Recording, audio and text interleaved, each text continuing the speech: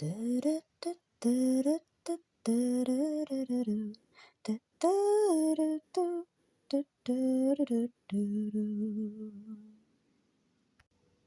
and welcome back.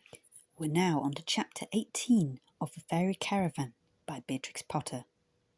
The moon had risen by the time that Pony Billy, properly shod, trotted away from village Smithy to fetch Mary Ellen.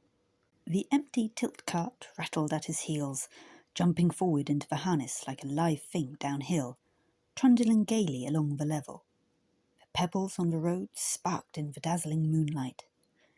Pony Billy blew puffs of white breath from his nostrils as he stepped high, tap, tap, tappity, prancing to the tune of the Smithy song.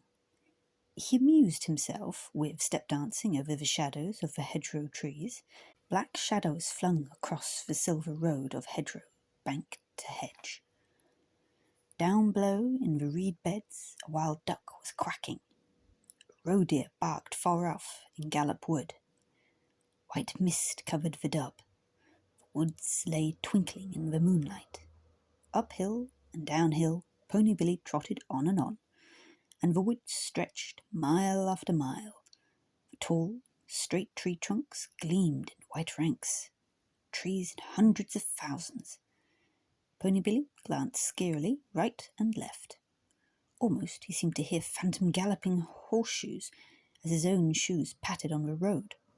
Almost he seemed to see again the fairy dances of Metal Story by the forge. Shadows of a shadow. Was that the shadow of a little hooded figure flitting across a forest ride? Or a dark, prowling shadow that followed her?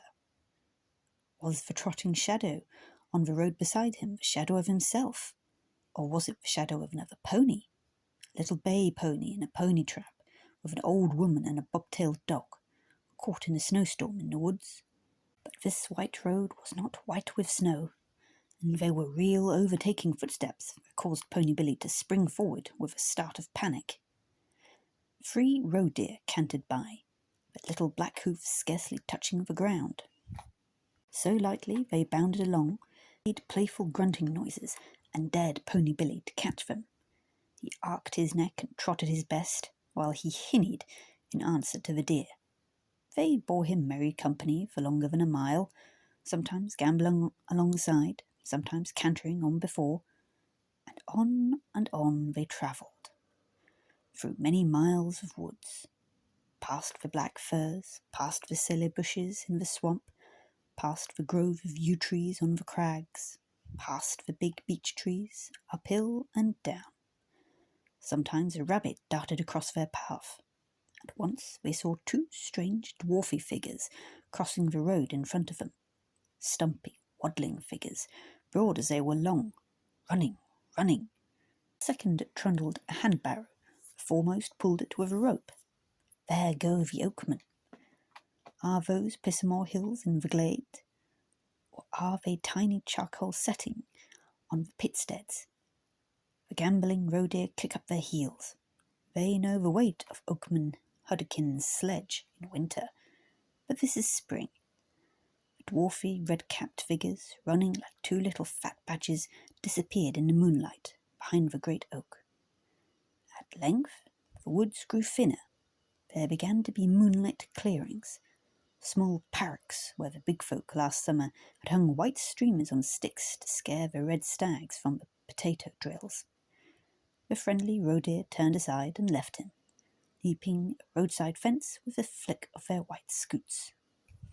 Pony Billy, by himself, reached a lonely farmsteading. He was pleasantly warm after his long brisk trot. He turned up a narrow yard between manure heaps and a high stone building that showed a whitewashed front to the moon. He passed the door of briars. Sleepy cows mooed softly. Their warm, sweet breath smelled through the door slats. A ring-widdy clinked as a cow turned her head to listen to the wheels. Pony Billy passed several more doors. Old Tiny, the sow, was snoring peacefully behind one of them. He drew the cart round the end of the ship-on into a cobble-paved yard, where the wheels rumbled over the stones. He went up to the back door of the house. There was no light upstairs. The window panes tinkled in the moonlight. A faint red glow showed through the kitchen window and under the back door. Mary Ellen, the farm cat, sat within, purring gently and staring at the hot white ashes on the open hearth, wood ash that burns low but never dies for years. She sat on a dun-coloured deerskin spread on the kitchen flags. Pots and pans, buckets, firewood, coffee stools cumbered the floor, and a great brown cream mug was set to warm before the hearth against the morrow's churning. The hearthstone weight belonged to the butter scales was on the board that covered the mug. Mary Ellen had not been sampling the cream. She sat before the hot wood ash and purred. Crickets were chirping. All else was asleep in the silent house. Mary Ellen listened to the sounds of wheels and horseshoes which came right up to the porch. Pony Billy's soft nose snuffled about the latch. He struck a light knock on the door with a forward swing of his forefoot. Mary Ellen arose from the hearth. She went towards the door and looked through a crack between the door and the door jamb. "Good evening, good pony. Good evening to you, sir. I would bid you come in by, only the door is locked. Snacks I can lift, but the key is upstairs." Pony Billy explained his errand through the crack. "Dearie me, poor young pig," purred Mary Ellen. "And me shut up here accidental-like with the cream. Dearie me. Now, to think of that. Asleep in the clothes-swill I was when the door got locked. Yes, indeed, I do understand pig powders and herbs and clysters and cataplasms and nutritions and triopharmacons, etc., etc., purred Mary Ellen. But pray, how am I to be got out without the door key?" Pony Billy pawed the cobblestones with an impatient hoof. "Let me see, good Mr. Pony, do you think that you could push away the block of wood that is set against a broken pane in the pantry window? Yes.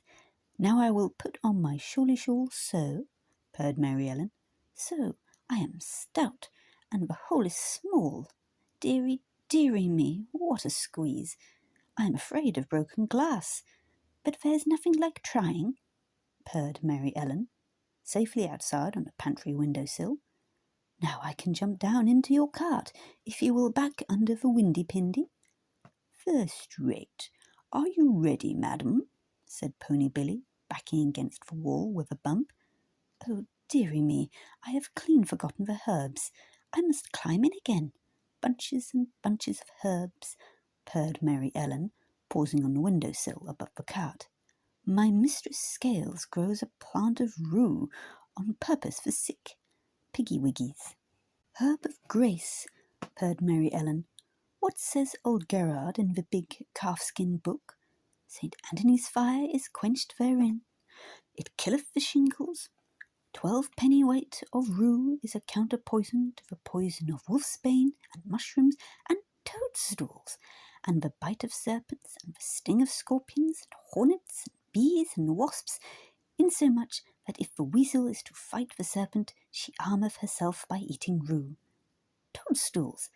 It says so in the big book. The very thing," purred Mary Ellen, squeezing inside and disappearing into the pantry. "Bunches and bunches of herbs," she purred, struggling out again through the broken window. "Bunches and bunches hanging from the kitchen ceiling, and a pot of goose grease on the jamboard, and a gun and onions, and the lambing crock, and the fishing rod, and a brass meat jack that winds up." "Am I to take all these things, ma'am?" inquired Pony Billy. "Bless me, no, only the herbs," purred Mary Ellen, seating herself in the cart. But no sooner had Pony Billy turned it in the yard, preparing to start homewards. "Oh, dearie me, I've forgotten my fur-lined boots. No, not through the window this time. I keep my wardrobe in the stick-house. And I would like an armful of bracken in the cart-kist to keep my footsies warm, please, Mr. Pony Billy." "We shall get away some time," thought Pony William. Once set off, Mary Ellen sat quietly enough, never moving anything except her head, which she turned sharply from side to side at the slightest rustle in the woods, hoping to see rabbits.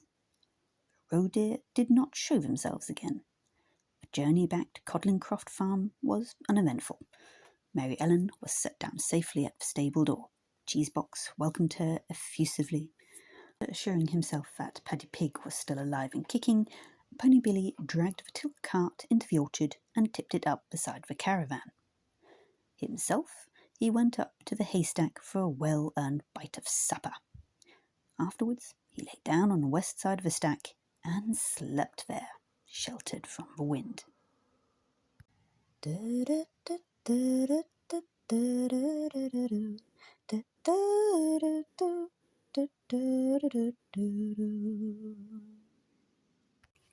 Danke.